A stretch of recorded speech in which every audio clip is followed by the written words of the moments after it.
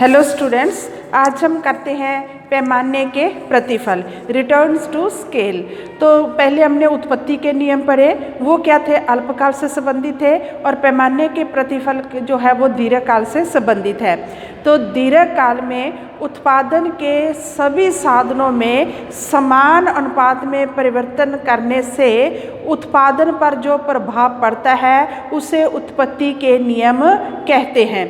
तो ये लिखा गया है, दीर्घकाल में उत्पत्ति के सभी साधनों में समान अनुपात में बदलने से उत्पत्ति पर जो प्रभाव पड़ता है उसे पैमाने के प्रतिफल कहते हैं। सपोज क्या है, अगर उत्पादन के सभी साधनों में 50% वृद्धि की गई है और उत्पादन में भी 50% वृद्धि होती है तो उसे कहते हैं पैमाने के समता प्रतिफल। क्या कहेंगे? पैमाने के समता प्रतिफल, कांस्टेंट रिटर्न्स टू स्केल।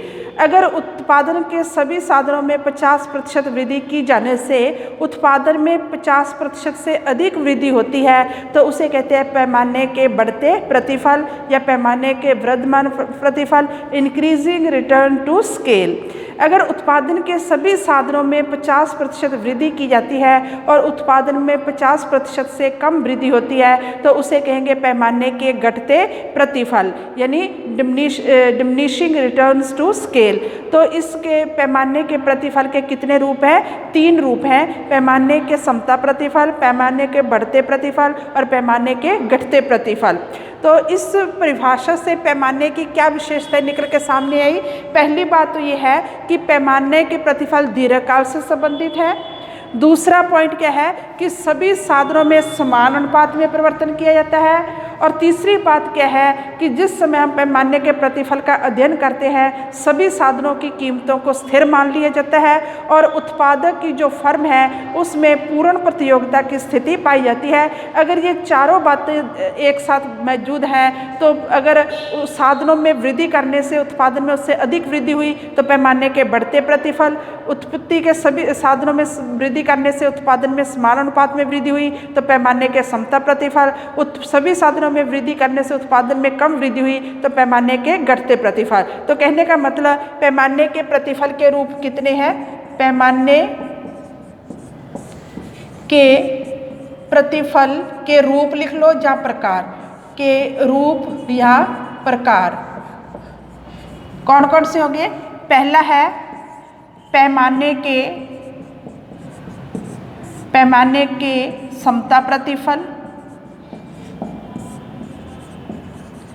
इसे इंग्लिश में क्या कहेंगे? Constant returns to scale, returns to scale. और दूसरा क्या है? पैमाने के बढ़ते प्रतिफल, इसे क्या कहेंगे? Increasing returns to scale. और तीसरा क्या है? पैमाने के घटते प्रतिफल, पैमाने के घटते प्रतिफल, इसे इंग्लिश में क्या कहेंगे? Diminishing returns to scale.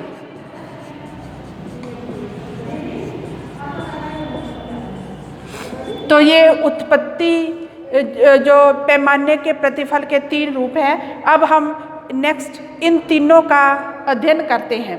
तो सबसे पहले हम करते हैं पैमाने के समता प्रतिफल।